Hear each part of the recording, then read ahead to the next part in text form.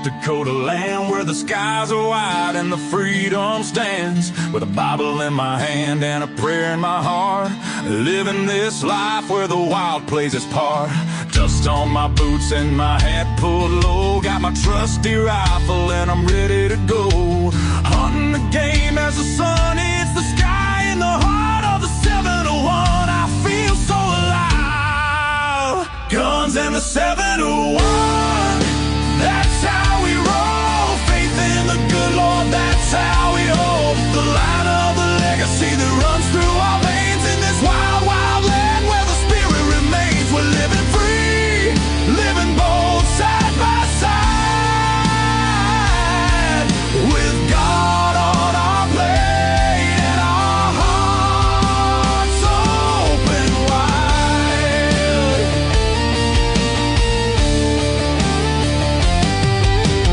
Ranching the fields, the cattle run free, with a purpose so strong, it's our grand legacy. The rivers run deep as we cast out our lines, fishing the waters where the North Star shines. Got the warmth of the sun with the chill of the night, with every shot fired we're ready to fight for the freedom we cherish. The second is true, with family beside us we stand through and through. Guns in the 701, that's how we roll. Faith in the good Lord, that's how we hold the line of the legacy that runs through our veins. In this wild, wild land where the spirit remains, we're living free, living bold side by side,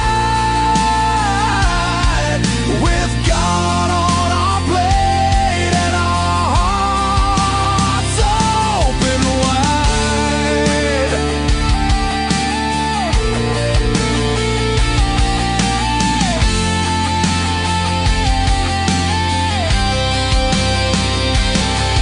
In a world that's spinning with sins that they wield, we stick to our values, our fate is revealed.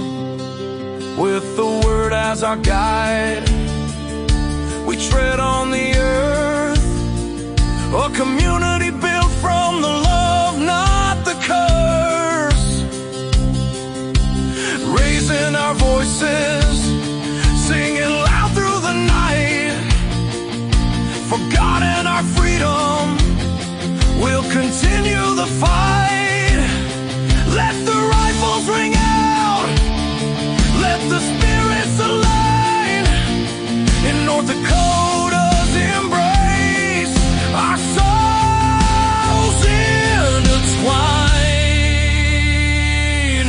So when you hear the gunshots and feel that proud sound, know it's faith and freedom that echoes around. From the fields of the ranch to the depths of the lake, with God on our side, there's nothing at stake. Guns and the 71 forever will stand in the heart of our faith in this great free land.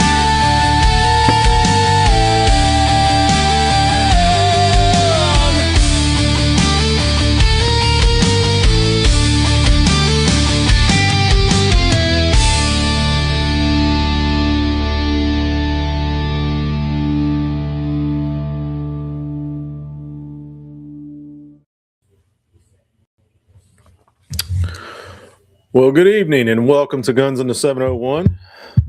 No, Clay did not grow a beard and change his Midwestern accent for a Southern one, but he's got a little breakdown tonight and asked me to fill in, so I am here and excited to be here. I don't get to be on midweek show too much between all the things I got going on. I'm not used to this setup, and I'm not used to Clay's setup, so y'all have to bear with me. I apologize in advance. We're going to start out with a little word of prayer, then we're going to get into the Second Amendment, and then we're going to get into some good subjects tonight. Hope everyone's doing well out there.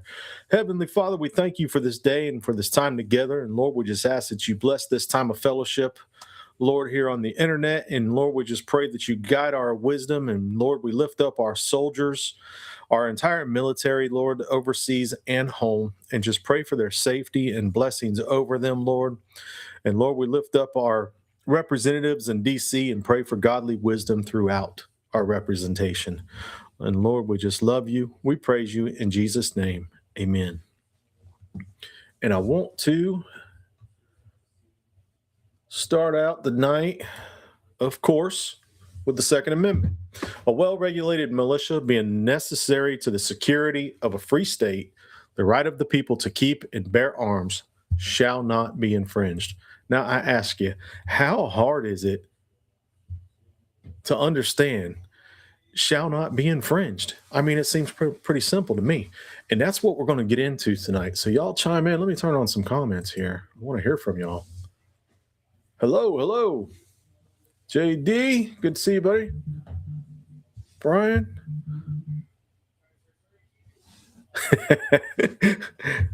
Got it, buddy. Just got your text. I'm a rookie at this, and I'm being coached. We are going to get into the Second Amendment tonight, and I can already see I got some good conversationalists on here when it comes to the Second Amendment. And we know there's a lot going on right now up there in South Dakota. I had to pull up some notes and stuff and some articles I got together here. I'm going to find my old man glasses.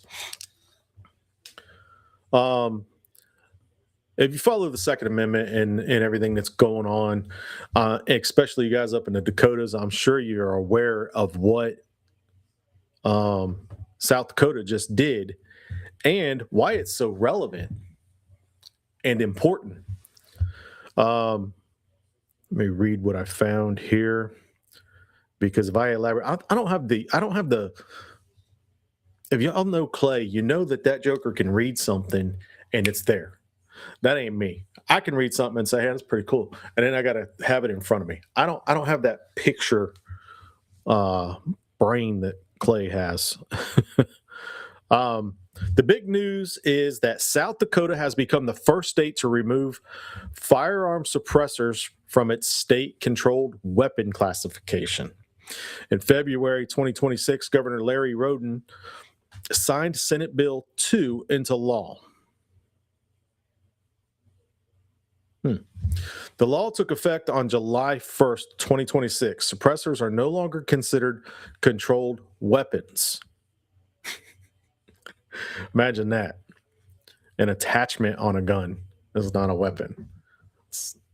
To me, it's pretty simple. It's like saying a scope is not considered a weapon. It's an attachment to a gun. It's an accessory to the gun, which is exactly what a suppressor is. It's an accessory to the gun. Hello. From Williston. I'm assuming that's North Dakota and not Florida. Eliminating state-level restrictions that had mirrored federal requirements under South Dakota law.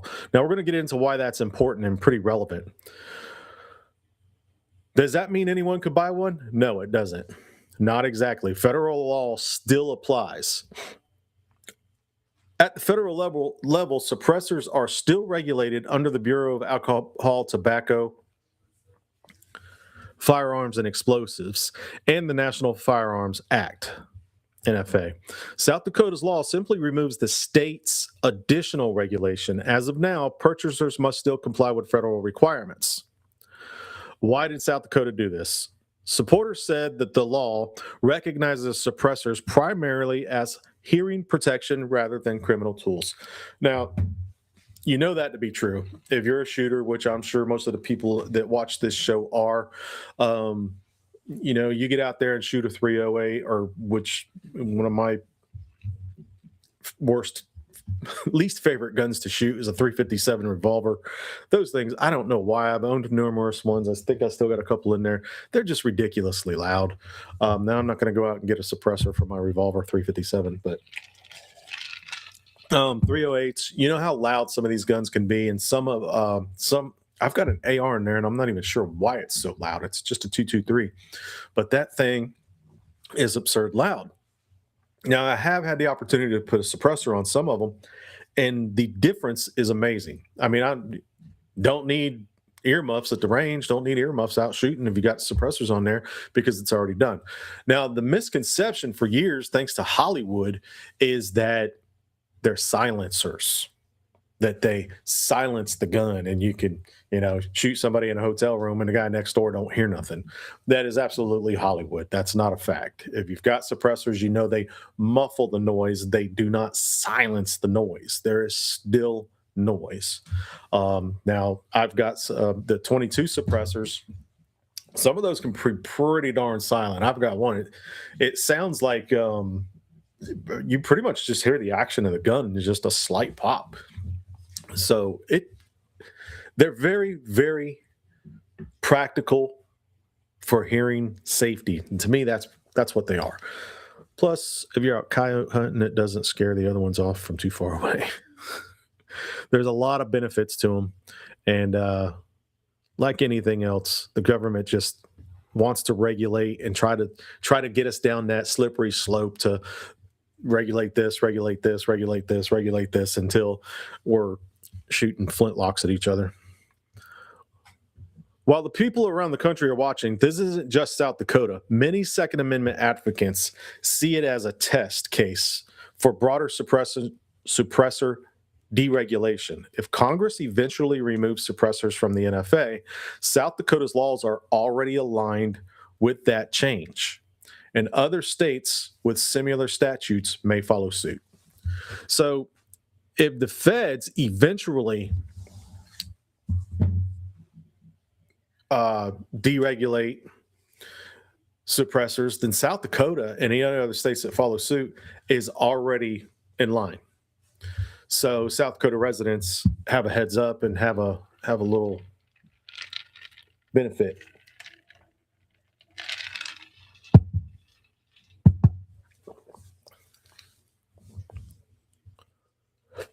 Come on, y'all. Chime in. Talk to me now. JD, I know you got some opinions on all this.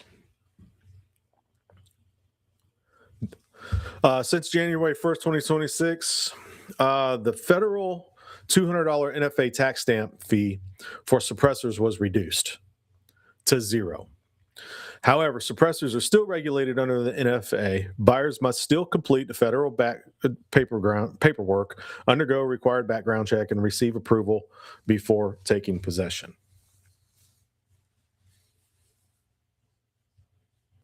That's true. I've heard that same thing, Larry, that I never have had one on a revolver, but I have seen some of those YouTube guys mess with them, and they really didn't because of the cylinders.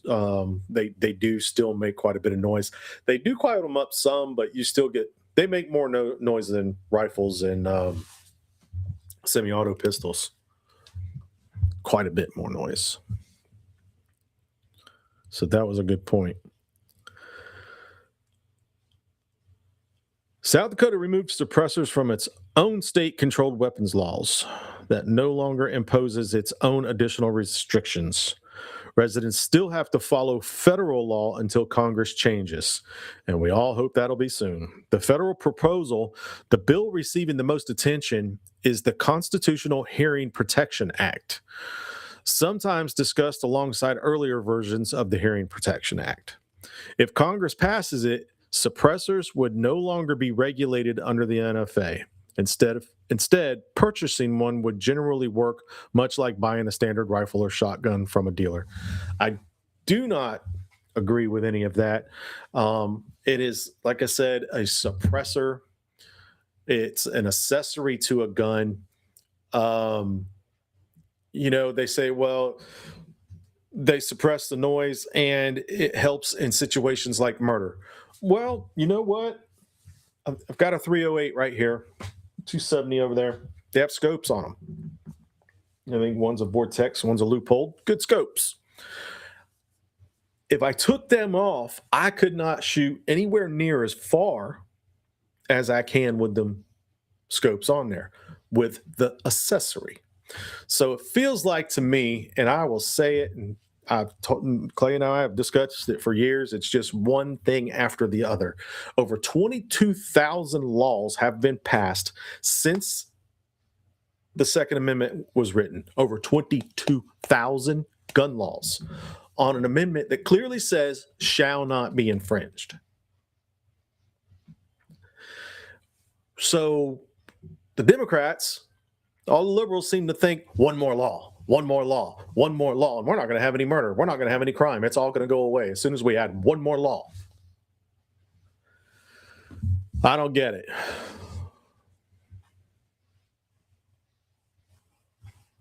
Absolutely, JD. I think some things are headed in the right direction.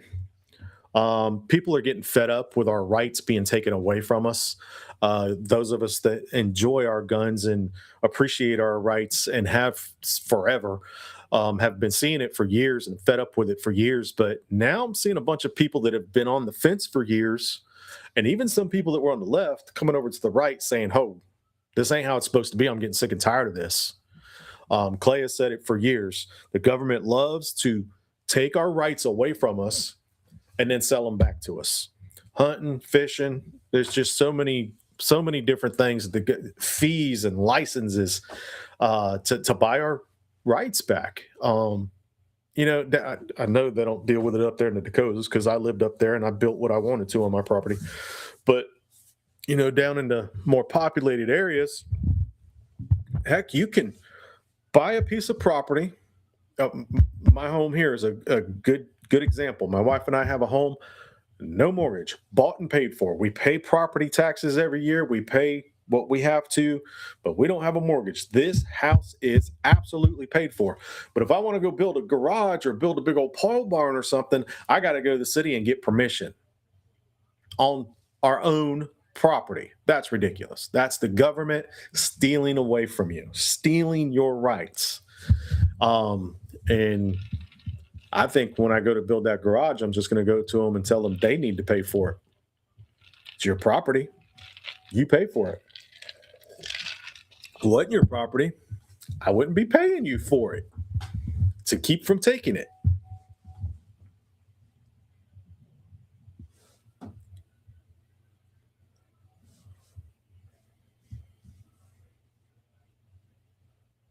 Got some more things I looked up here that it's actually quite a bit going on out there. So I understand why JD's saying he sees more coming down the pipe and some good things.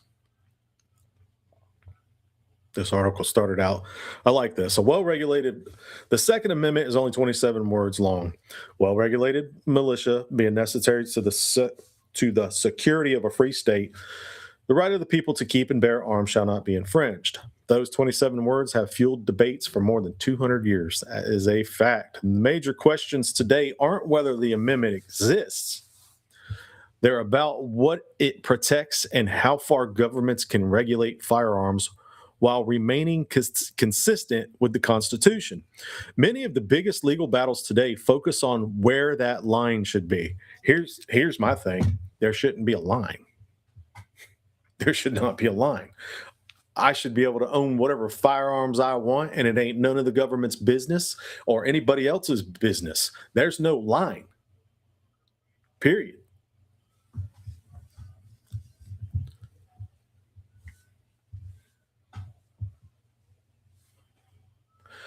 Very good point. There's no noise ordinances that require a muffler on a vehicle, which I can buy over the counter.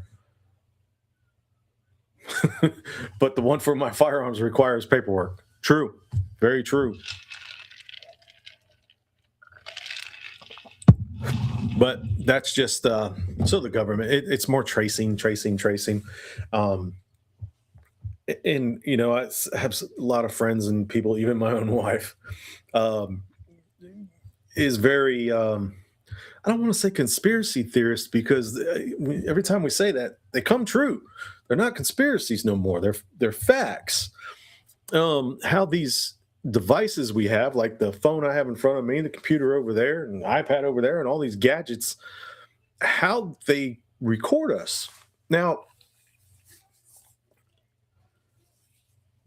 what really gets me is People saying we can't let the government know, we can't register this, we can't do that, we can't do that. They already know everything they ever need to know about you. As long as we have all these gadgets and we're living on grid and have bills coming to our mailbox, they know everything about us. We have driver's licenses, social security cards, cars registered to us. They know everything about us. And it come down to me to the point where I say, I don't care what they know about me. I don't care if they know how many guns I have and how much ammo I have or where I live or anything else. Because when it comes down to it and they want to come try and take stuff, I'm just your average Joe. I don't like that term anymore. I think you know why.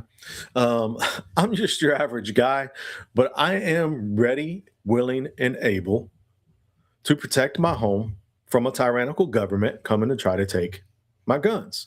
Will they win? Probably. I will be out-armed and outmanned, but I will go down fighting. Could you imagine? And I've got some friends, I won't name drop, but I've got some friends that are a whole lot more well-equipped and trained than I am.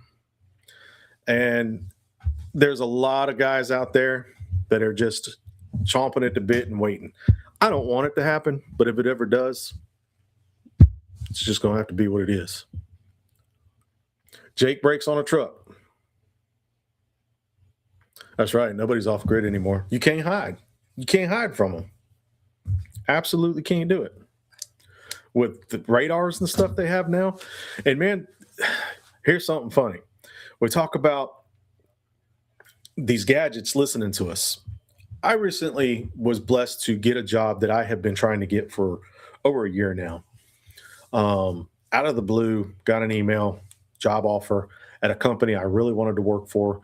You fishing folks will understand. I went to work for Humminbird, Minn Kota.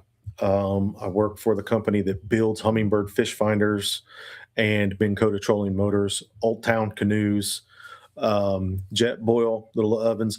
I went to work for the company that builds all that stuff as a line supervisor. And right after I got the email offering me the job, I watch YouTube all the time, which I'm sure a lot of us do. Almost every ad in between the YouTube channels is Humminbird fish finders or Minn Kota trolling motors. I'm not sure I've ever seen a commercial for Humminbird fish finders or Minn Kota trolling motors, but now it's all I see. And I didn't research. I didn't go on there, setting an algorithm or anything. But now it's all that pops up after I got that email offering me the job.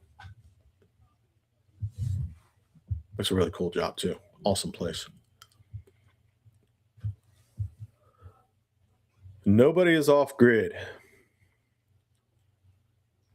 Courts nowadays are deciding more than Congress.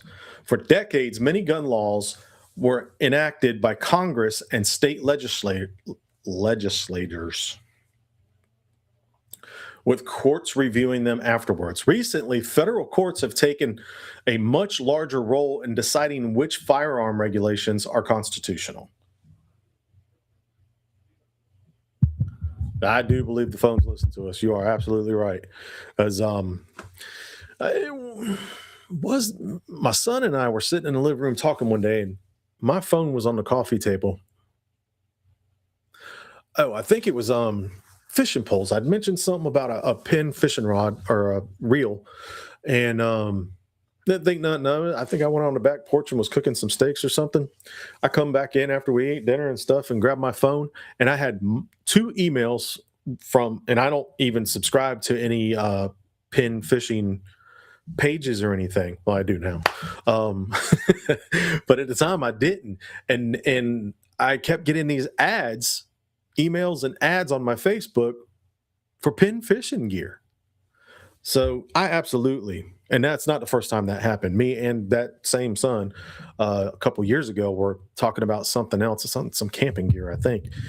No, it was actually a specific sportsman's guide, a shopping page for sportsmen. We were discussing it, some deals I saw on there, and while we were discussing it, I got a text message from that company while we were talking about it. That was a little creepy. Good evening.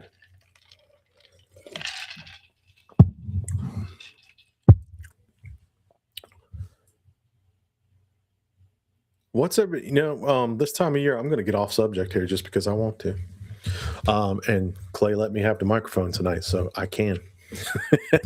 What's everybody doing getting ready for hunting season? It is July. Most people say it's hot. How can you thinking about hunting? Because I think about hunting all year. Now, don't get me wrong. I think about a lot of fishing during the spring and summertime. But I think about hunting nonstop. And I know up there in the Dakotas, correct me if I'm wrong, but I think August starts up bow season for antelope. I think it is August. Seems like it. That seems like it was that when I was living up there. Is August when we started with archery, antelope, and then September I think is when rifle opened, and then October rifle for antelope, and then October is when pheasant started up. If I remember right, I see Corey on here. I'm sure he could tell me about South Dakota. I am struggling, to be honest with you, as far as hunting goes down here. I have not found a good spot in Alabama to hunt yet. I'll hunt a little bit. My stepson's got a place. He's got his own lease, his own property. He don't have any members on there with him. So I will go hunt with him a little bit this year, but I haven't found a place real close by that I can get any good hunting done. Clay says, of course, not a clue. It's because you spend most of your time sticking fish instead of sticking antelope, Corey, and that's just fine. About 15 years ago, a friend of mine and I were having a conversation about our dogs. My phone was off because the battery died. He got a voicemail from my phone. That was our conversation. That's weird, man. Sprayed our corn food plots last week. Bring on those deer. Man, I want to get up there. I'm coming up there in September. I'll be up there for a few days in September to perform a wedding. I am still ordained. I've been out of ministry for years, but I am still ordained, and pretty honored to be able to go up and do this wedding for this young man and young lady and get to visit some of the guys while I'm up there.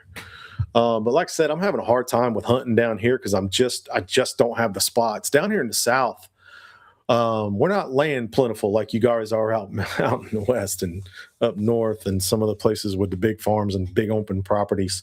Down here, a lot of folks get into clubs.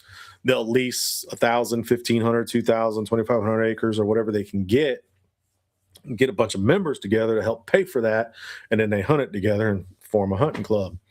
And around here, man, you got to know somebody. It is hard to get into them.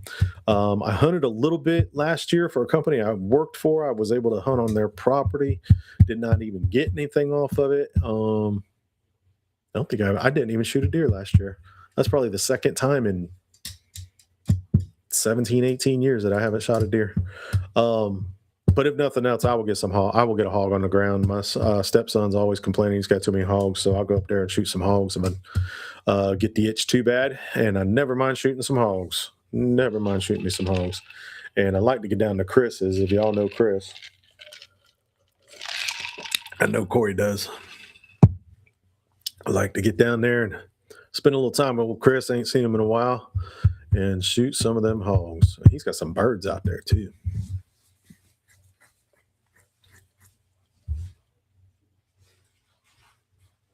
But I would love to. Something I really want to do is come up there and pheasant hunt. I have not pheasant hunted since I left the Dakotas in 2016, I think. Was it, Corey? You're the one that moved me. It was 16 or 17. I don't remember, but it's been a long time. I haven't hunted. No, I'm wrong. I went back a couple years later, stayed with Clay, and shot some grouse and pheasant at Clay's place. Cooked it up at the guest house over there. But it's probably been 7 or 8 years, which sucks because I love pheasant. And one of my favorite things to hunt. Corey just responds a while. That means his memories are about as good as mine. It's been a minute.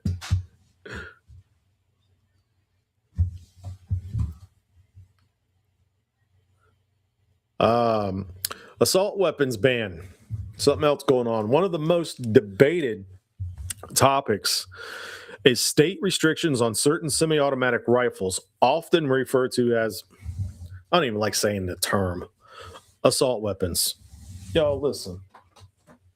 See this here? It's a fishing reel. If I smack somebody in the head with it, I assaulted them. So is this an assault fishing reel? Assault is an action. It's not a weapon. The assault makes it a weapon.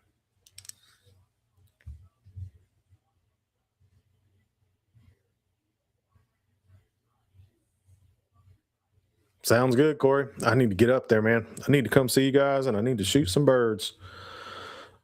Often referred to as a weapons ban, assault weapons. Supporters of these bans argue they can reduce the availability of firearms they believe are especially dangerous. Opponents argue that these rifles are among the most commonly owned firearms in the country and therefore fall under constitutional protections recognized in recent court decisions. All firearms fall under the Second Amendment. All firearms fall under the Second Amendment. Period. Just because they're black and look scary does not mean anything. Matter of fact, I don't know the rules on here. Exactly. But I could pull out an AR and a rifle, a hunting rifle, put them side by side, and they have the exact same actions, both semi-automatics. But this one looks like a wooden stock, or actually owns a synthetic stock. Synthetic stock scope just looks like your common everyday hunting rifle you'd have strapped over you, headed to the tree stand or headed out on a spot and stalk. Exact same, operates the exact same way as the scary black one. You know, I've often told people, compare it this way.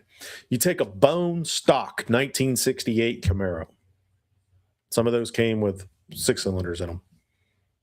1968, most of them came with 6-cylinders in them. Set it out on the street. Looks like a bone stock 1968 Camaro. But you can take the engine out of that thing and put a blown engine in it and just leave it looking the exact same way. Now, take another 68 Camaro, cut the rear end, tub it out, put some 33-inch Mickey Thompsons on it, put a 454 blown board 60 over with a B&M blower 671, and just make that thing just bad to the core with a giant scoop, lower down in the front, just flare on the back, the whole kit and caboodle. You could have that same engine and the stock looking one, so they both operate the same way. I think y'all get the comparison. Yeah, I hate the word assault weapon. I don't get it. I don't understand it. I mean, even if you look up the word assault, it's an action. It's a verb. So I can't stand that. And I recently saw, some of y'all that keep up with the news a lot more than I do might have seen it, but there was a retired military. I don't remember what branch he was, but he was giving testimony before Congress or something and talking about how much more dangerous the AR-15 is than the actual military weapons. I mean, he was pouring it on thick about how dangerous these weapons of war are. And he had his retired military branch hat and everything on. I mean, he was pouring it on. So the only thing I could think is this was and don't get me wrong, I don't downplay anybody's position in the military. Every position is important and has its role in defending our country and our freedoms. But this guy was obviously in some position where he did not deal with guns. He did not have to train with weapons and understand firearms and ballistics and, you know, all that stuff. He didn't have to, because if he's saying, one, that he used an AR-15 in the military, no, you didn't. No, you did not. And that they're more dangerous and make bigger holes than the guns that they're using in the military, you're wrong. You couldn't be more wrong. So either you have absolutely no knowledge of these firearms, or you're blatantly lying, which he was a Democrat. So just saying.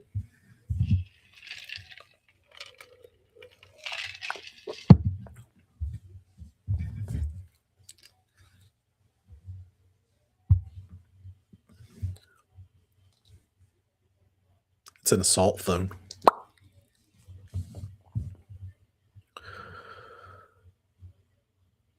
Constitutional carry. More states now allow constitutional carry, meaning many law-abiding adults can carry a concealed handgun without first obtaining a permit. Here in Alabama, we have constitutional carry.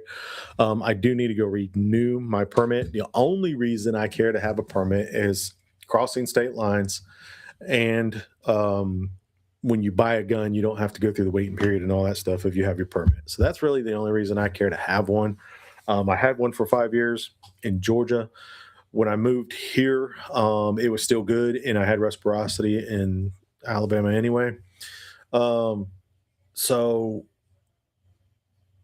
was we in July? So last July, it expired, and I just have not gone and got one because we are constitutional state, and I carry my gun because I have the constitutional right to, not because some stupid government tells me I can or can't. Supporters view this as restoring a constitutional right. Opponents argue permits and training requirements can promote public safety.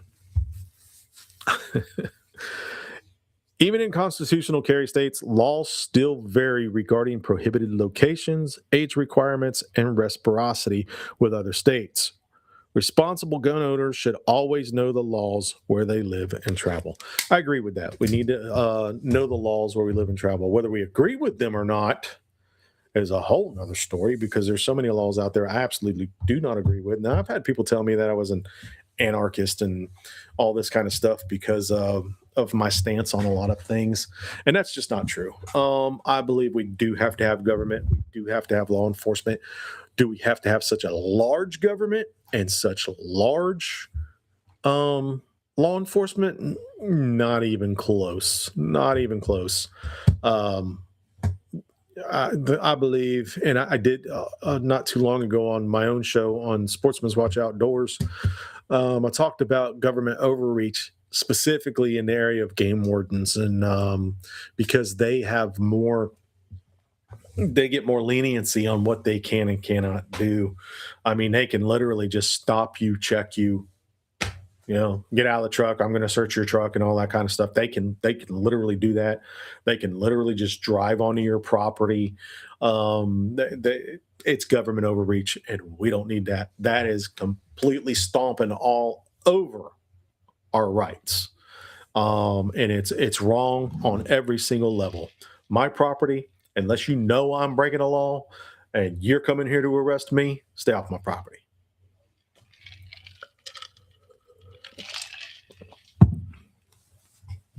And out of my truck. You're going to find a bunch of fishing poles, probably a couple guns, but they're legal, I think.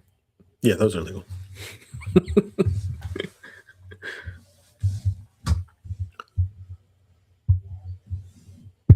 Anybody got any hunting trips planned this year? I'm really, really trying to. I've been wanting to do this for years, and I'm getting closer to pulling the trigger on it. Yes, pun intended, of going to Texas and doing I really want to do a ram hunt, like a black Hawaiian, and a black buck and an axis. And I got some friends out there in Texas, and I also made some hookups in Tennessee where there's an exotic ranch up there. Now, a lot of people are saying, oh, they're canned hunts and fenced hunts and all that stuff. Yes, they are. I don't care. They taste good, they look cool, and they're fun to hunt. And the ranches I'd be hunting on, they're thousands of acres anyway. One of them 7,800 acres. So you still have to go hunt them. And I hunted on one. We took a veteran, an Air Force veteran, to one in Texas. Man, that's been a minute. 6 or 7 years ago, 7 or 8 years ago. We went out there and took a veteran on a axis deer hunt at one of those canned hunt places. And it was, I think, 6,000 acres. And man, it took some doing. It took some hunting to get him on an axis deer. Because, I mean, especially you guys up there in Dakotas that have these big farms, you understand 6,000 acres, it's a big old chunk. That's a big piece of land for critters to be running around on. That's miles and miles and square miles. So my goal is 2 things I really want to do. I've not been on a bear hunt. I really want to get on a bear hunt, and I really want to do the black buck, axis, and black Hawaiian. Those are some top of my bucket list right now. And another one, some of y'all that know me well and know my past are going to find this funny, but I really want to do an alligator hunt.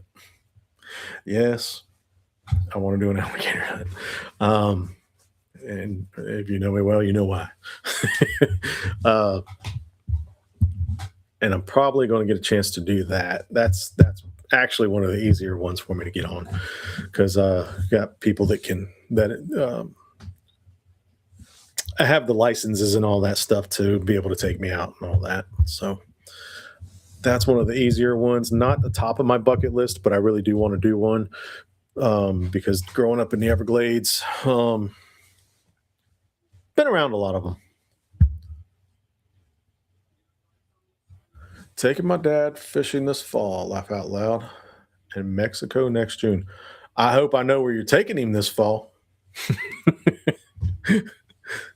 I did. We do still have a trip planned. I did find another veteran to take that spot, but absolutely, your dad and you are both welcome to come down, and we'll go fishing anytime. I got guides that love taking veterans out, and we will absolutely still do that.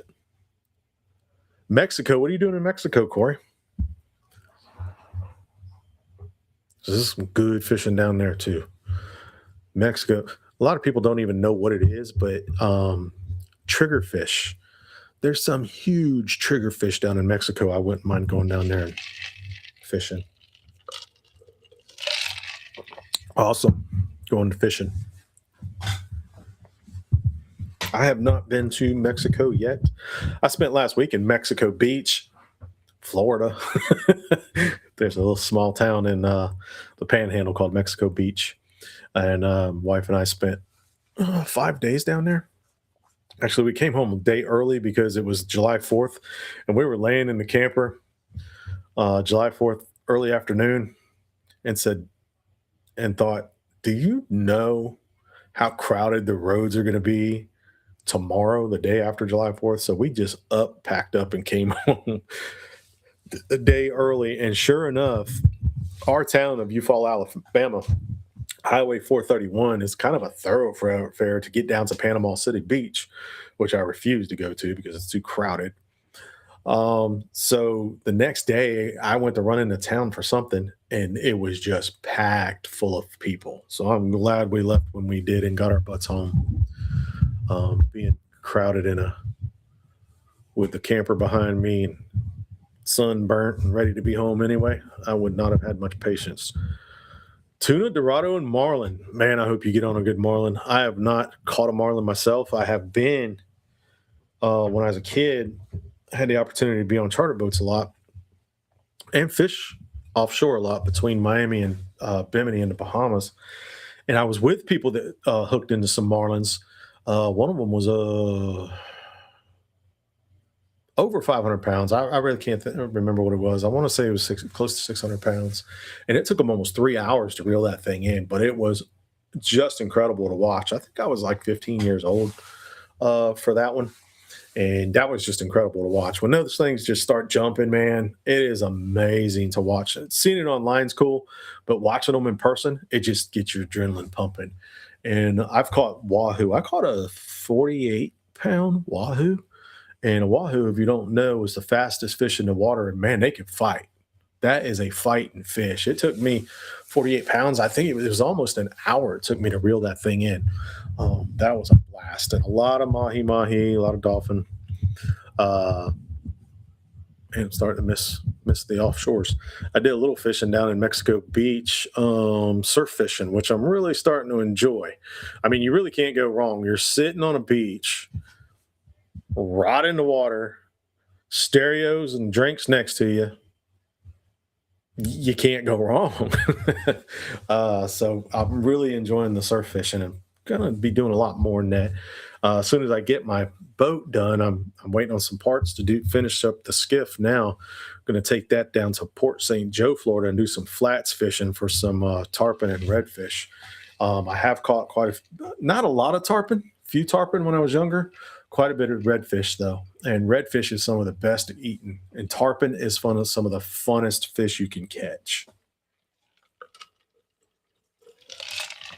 So I'm looking forward to that. And then once I get this boat done, use it a little bit, of course, I'm going to sell it. Probably going to look for a flats boat, some sort of flat skiff. I really like the Mako Pro Skiff. And Mako, they changed their skiffs up at 18 feet. The Pro Skiff 18 is more of a V-hull flats boat. Drafts real shallow, so I really like that. Yeah, I'm nerding out on boats here. I like me some boats. I went from having 4 of them down to 1. That sucks.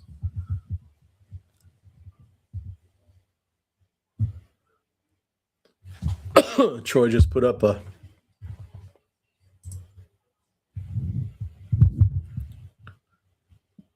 show us a link, man. Show us a link.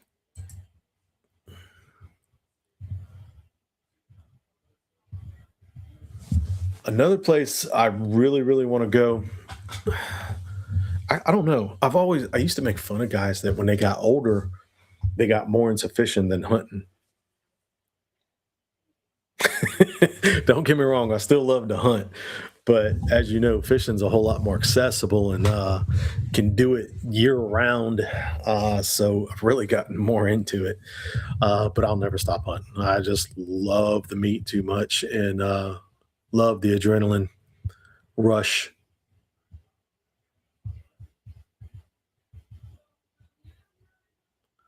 Oh, good. We got a spammer on here.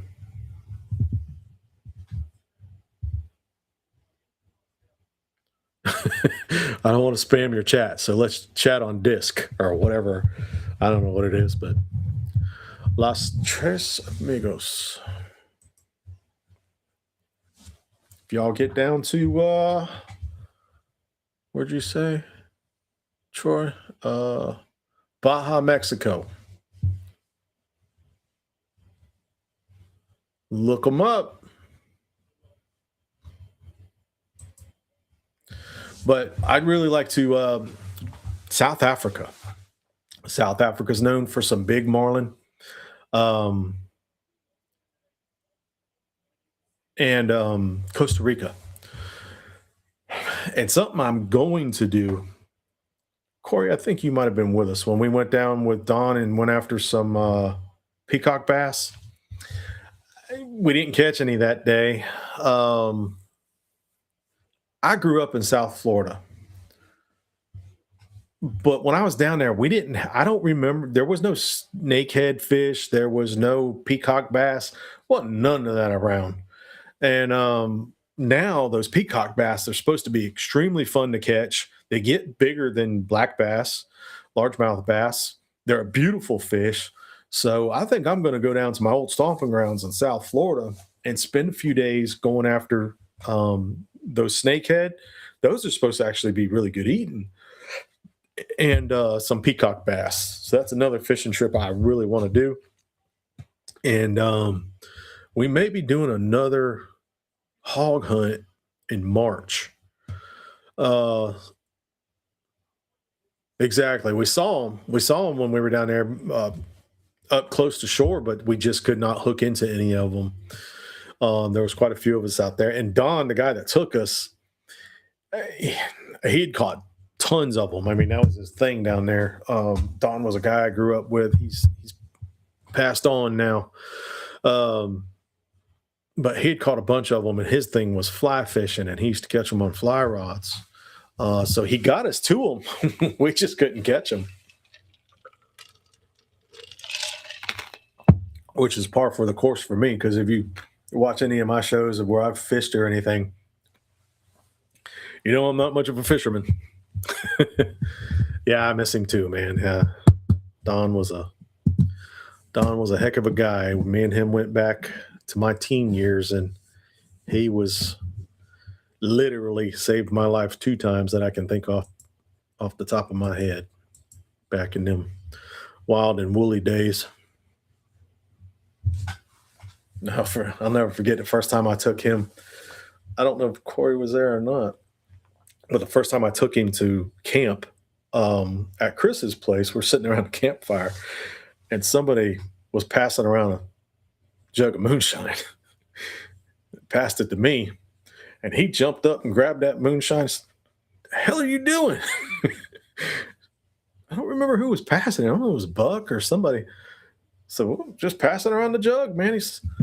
I've seen what this guy does on moonshine. He don't get any. Don was a mess. Good guy. Do anything for you. Well, guys, I think I'm going to wrap it up here tonight. Short show. Just trying to fill in for Clay. I know he would have brought a lot more valuable knowledge as far as the politics and the Second Amendment and legislation goes, because that's just Clay. I'm one of those guys that might have a heart for it, but the knowledge is not all that big. It's just, my thing has always just been, I see it as kind of the gospel of the return of Christ. I don't know when it's going to happen. I'm just going to be ready for it. I see the guns as the same way. We know something's going to happen. We don't know when, but we're just going to be ready for it. So guys, I appreciate y'all joining tonight. Y'all catch the rest of the shows throughout the week, and I'll be back on Sunday morning with the Sunday Sportsman's Bible Devotion and the top 10. Don't know what the top 10 will be this week. Always something different. Last week it was campgrounds, and I had my sweet wife with me on here. Thanks, buddy. Y'all have a good one. Appreciate y'all joining tonight. God bless and take care.